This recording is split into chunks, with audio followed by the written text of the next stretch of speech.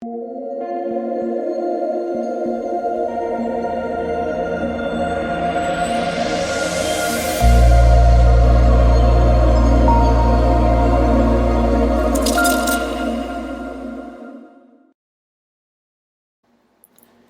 what is going on, guys? It's DK. Back at you with another video here. It's running the 3-game NBA main slate on Wednesday. Before I get into the video, if you guys are new to the channel, my name's DK.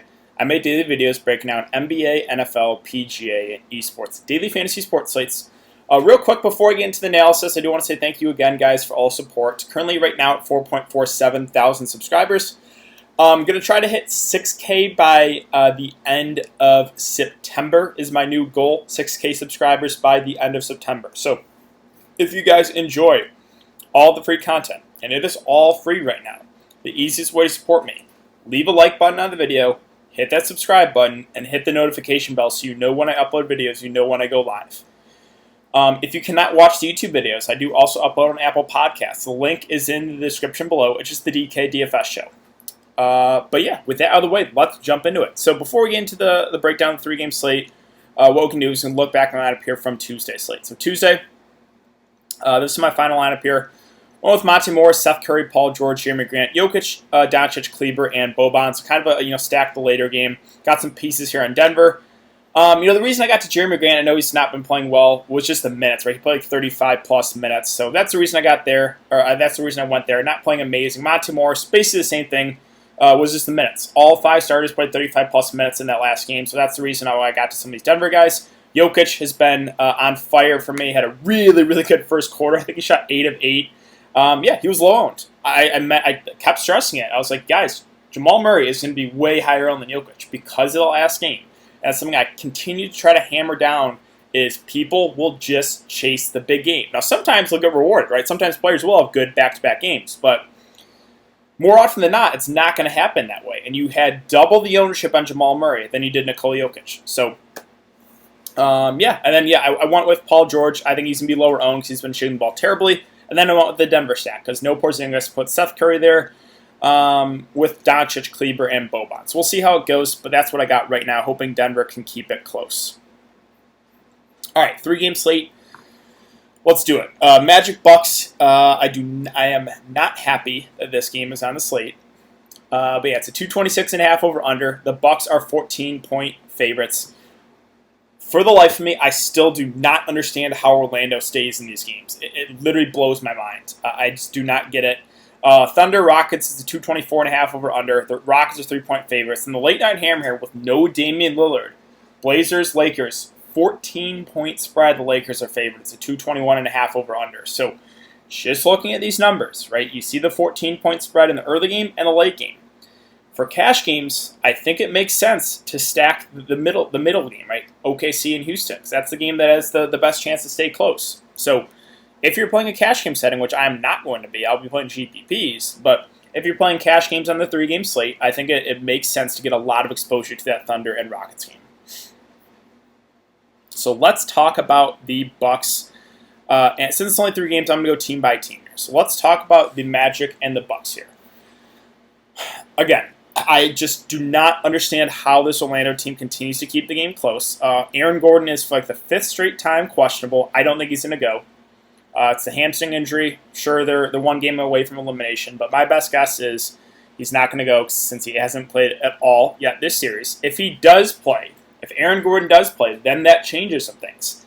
That takes a lot of the value basically out of play for Orlando, and then gives them a slightly better chance of keeping it competitive. So that is big news. I would assume he is out, but if he is in, then that takes almost all the guys below him out of play for me. Vucevic is at 9-2, so it's all about how do you want to attack this slate. Again, for cash games, maybe you don't want a whole lot of exposure to this game. I think the middle game is the one you want a lot of exposure to. But for GPPs, if you think this game stays close, then I think it makes sense to run Vucevic and Giannis. I've stressed that, since the start of this series. If you guys think it stays close, you play Vooch and you play Giannis together. Because the only way that I think Orlando keeps it close is a big game from Vucevic. We've seen it in 3 of the 4 games so far. And if Orlando does keep it close, then Giannis plays his 35 or so minutes, and then he has a really good chance to crush. So it makes sense for GPPs to go Vooch and Giannis together if you're banking on the fact that this game stays close. Now, personally, I've taken the blowout. I thought it would blow out the last couple games. It hasn't. I'm going to continue to take that stand and hope for the blowout. I really just do not understand how this Orlando team, without Aaron Gordon, without Jonathan Isaac, keeps games close. It blows my mind. So, yeah, personally, I'll talk about it again more in the live stream, but I am taking a stand that the Magic get blown out here. Fournier, Terrence Ross. These are two guys I absolutely hate playing. Now, they did do a little bit more besides score the ball. 8 rebounds and 3 assists, a little bit more of an outlier for Evan Fournier. And you saw the same thing with Ross. You saw 8 rebounds and 1 assist, which is not usual for him. Both these guys are very, very scoring dependent. They're going to have big games if they're going to stay competitive. So if you're a guy that is going to play Vooch and Giannis together, then it just makes sense to get more exposure to this game because someone's going to have to score the ball besides Vucevic. So guys like Fournier and Ross are scoring dependent. I hate playing them, but they're for sure in play because someone's going to have to help Vooch score. So I'm not over the moon about him. I'm probably not going to play him, but I get it if you go there. With Fultz and DJ Augustine, it seems like they just take turns having good games. Whoever has the big game in the most recent game is always the higher owned. So I think Fultz will be higher owned after the 35 fantasy point game. For that reason, I'll probably prefer DJ Augustine, just because I think he'll be lower owned. Again, they've been taking turns. It's literally a 50-50 shot here. Like, I don't have a strong take. I'll probably, if I was going to play a point guard, I think I would give the edge to Augustine because I think he will be lower owned. But they're very, very similar plays. We're no longer giving them a discount. So 5-1 for Fultz and 4-8 for Augustine. So if the game blows out, you might be in trouble. James Ennis at 4-4. I'll be passing on him. Only played 23 minutes. I want to see him closer to 30 if I was going to take a shot at him for value. So that does worry me. Things could obviously change. He could get 30 in this next game, but I'm going to pass at 4-4. Garrett Clark's at 4-2. I think it's fine, too. He'll play 25-ish minutes. I think he's okay value, but maybe not my favorite value. And then there's a couple interesting plays here. So, again, no Isaac, no MCW, no Aminu. Vic Law and Michael Frazier, I believe, will probably be out again. That actually is somewhat big news. If they're both out again, then if this game blows out, the Magic have no one to play in garbage time. They'll play B.J. Johnson and Mundo and Kem Birch. But who will also play in garbage time? Well, 2 of these guys will have to play. So it does give these guys a slight boost. So even if it does blow out, they could get blowout minutes. I don't know who exactly would get the blowout run, but 2 of those guys would if Law and Frazier are out. I'll mention it again. I know it played in the last slate. It was a shot I was fine taking because I was banking on the blowout. Kem Birch played 18 minutes. Wasn't great in that time. Had 11 fantasy points in 18 minutes. If the game blows out, he's the guy that's going to play 25 minutes. So, and he's a guy that's pretty productive, when playing with all the scrubs. He's a solid point per minute guy. I don't hate the idea of going to Kem Birch again. No one's going to play him. He'll be like a 1% owned play. This is a dart throw for sure. It's a really, really risky play. But if you're taking a stand like I am that you think this game blows out, then I don't think it's the worst idea to go to Birch because he'll play over 20 minutes. So, yeah, definitely not a cash game play. It's like a 1% owned dart throw there in GPPs. If I was going to take a shot in one of these scrubs, it would be Birch over a guy like Mundo or B.J. Johnson. So that's my thoughts there for Orlando. Let's talk about Milwaukee. Giannis is 11-3. Nothing really bad to say about him other than the blowout risk. And it's definitely there. I do not understand. I still don't get how Orlando has stayed competitive in these games. But if you think it stays close, then play Giannis and play Vucevic together. It literally is that easy. It makes sense. Both guys have enormous upside. If Giannis gets the minutes, he could absolutely crush even at 11-3. If Orlando stays competitive, it's because of a big game from Vucevic. So it's all about how you want to attack the slate. Middleton at 7-8 will once again be a pass. He finally had a half-decent shooting day. Won for almost 40 fantasy points, but I just can't do it on this slate. I just can't. And the blowout risk is real too. I'm not doing Middleton. The minutes are just down on Eric Bledsoe. Only 24 the last game. I don't know. I still think he's solid, but I don't think I'm going to get to him.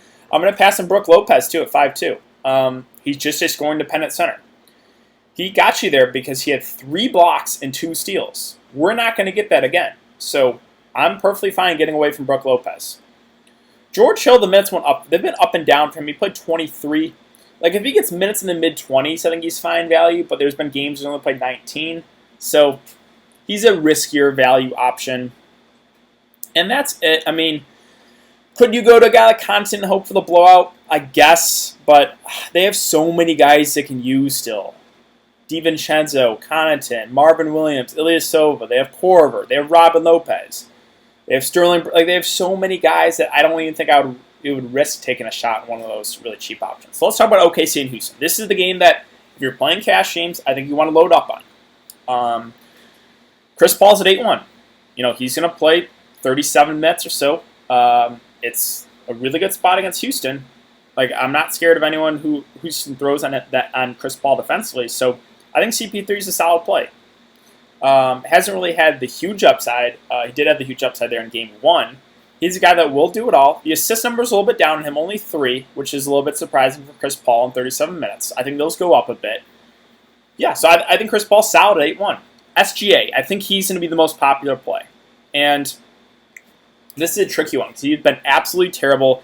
He let me down so many times in the bubble during the regular season. But now he's just the minutes. It's just a minutes thing with him, right? 48 in overtime, so sure, 43, but then 44 in regulation. He literally sat for 4 minutes. Sorry, 4, not 3. If he's going to basically play the entire game, then he probably is your safest option. The rebounds, assists have been there. It's a tricky one for me because I know the ownership's up. I just kind of feel a bust game coming from SGA when everyone's going to go to him. So if I feel like the ownership's going to be super high in SGA, then I might just go to CP3. Or then I might just go down to Schroeder. Dennis Schroeder's at 6'4". I played him last slate. He's not a guy that's going to play as many minutes. He'll come off the bench and play like 32-ish minutes. He had a good scoring game. Went for 30 real-life points, 36 fancy points. So Schroeder might be the riskiest of the 3 because of the minutes. But he's also the cheapest. So I think all 3 guards are certainly in play. I think SGA might be your cash game play just because he is, playing basically the whole game. I like CP3 too. Now, can you play 2 of the 3 guards? I think you can. If you're playing cash, maybe you play 2 of the OKC guards and you run it back with Harden. And then you go value. I think that's probably the cash game build right now.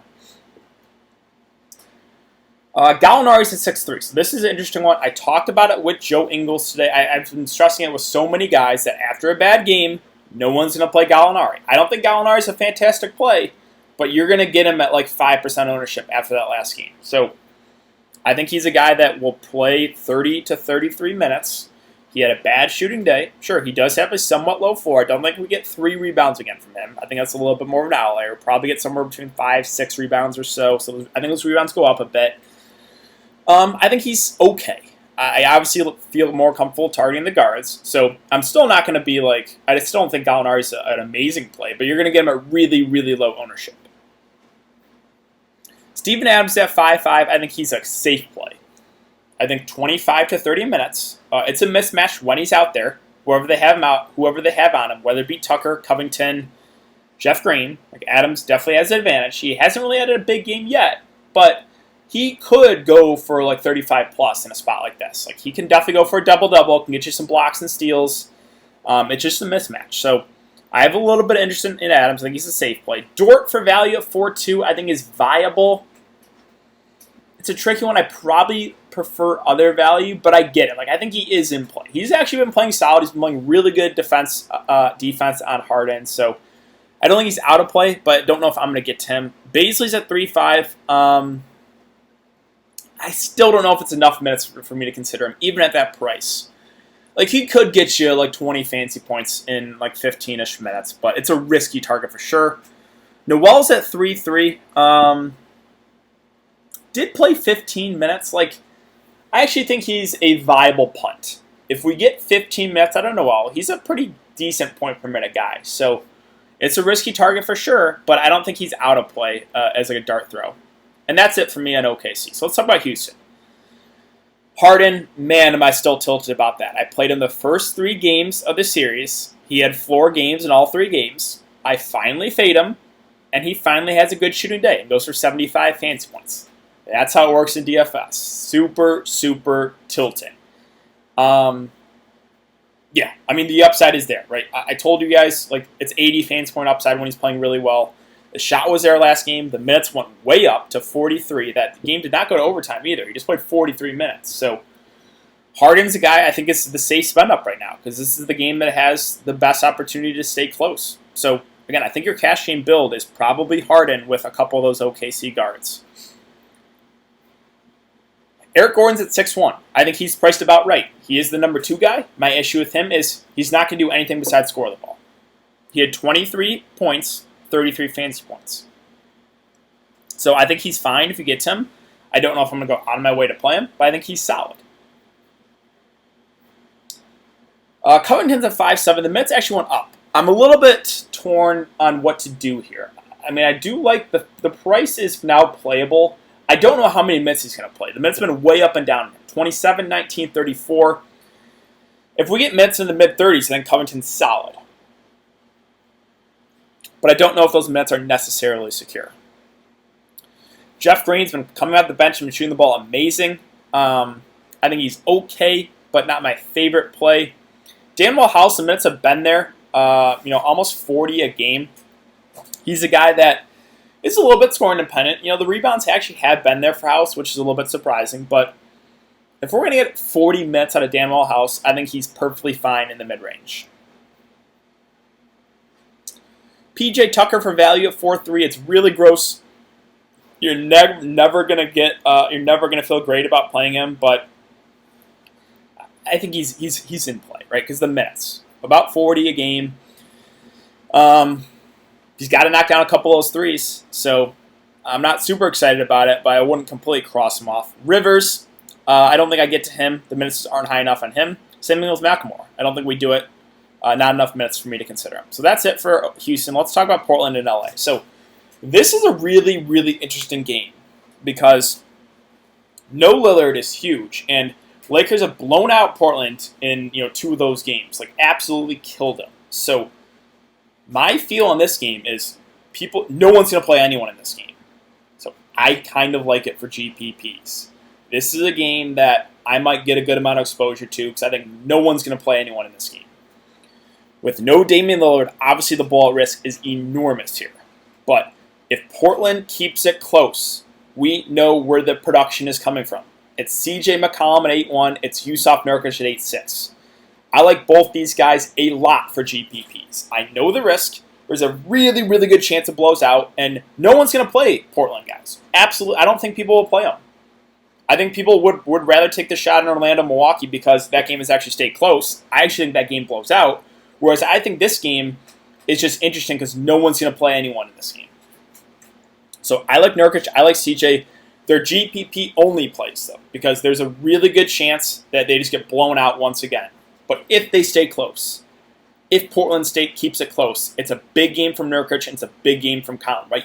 McCollum. It's coming from those 2 guys. So I like both a lot for GPPs. I don't think anyone plays them, but they're risky. But I like both a lot. Melo's at 5-9. Obviously, we'll have to do a little bit more with no Dame. I think he's solid in the mid-range, too. Again, so this whole Portland team is super, super risky. Whiteside at 4-9, I'm hesitant because he didn't start the second half. I don't know if they start him again. If they do not start Whiteside, then I'm probably not going to get to him at 4-9. Gary Trent Jr., I think they start him at 4-8. I think they start him, and I think they start Anthony Simons. I think the starting lineup is CJ, Simons, Trent, Melo, and Nurkic. That's my best guess. You never know, but I think those 5 start. Trent at 4-8. He still has a low floor, but he has to hit his threes. Anthony Simons at 4K. I think he starts. I think he's going to play big minutes. Someone is going to have to score the ball besides CJ and Nurkic. So Simons, if he starts, I think we get over 30 minutes, and he's at 4K. He can score the ball, too. So I have interest in Simons. I think he's a pretty solid value play. The rest of the value, like Hazonia, probably gets more minutes here. He's a risky play, but I think he's a viable punt. Maybe they start him. You never know. I don't know what Portland's going to do here. I don't think I get to anyone else. Like maybe if the game blows out, which is a good chance, you could use a guy like Wendy and Gabriel or like Simons would probably play in the blowout too. So again, this is a really, really interesting game. I think cash games, you don't play anyone in it, but for GPPs, it's Nurkic, it's CJ that I think look really good. I don't think people get to them. I just don't think they do. So let's talk about the Lakers, another team that I actually think people will avoid. I mean, I know or you have to know the risk. There's a really, really good chance this game does not stay close. So it's all about the risk-reward factor.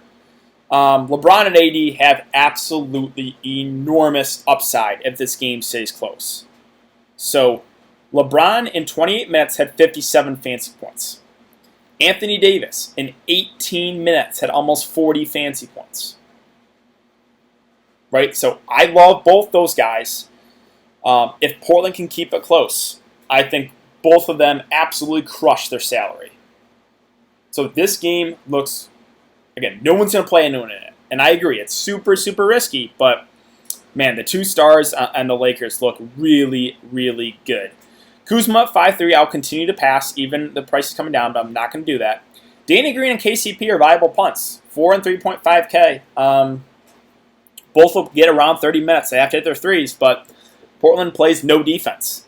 Howard and McGee are viable punts too. Howard got extended because of the blowout, but he'll play like 18 or so minutes. McGee will play 14 or so minutes.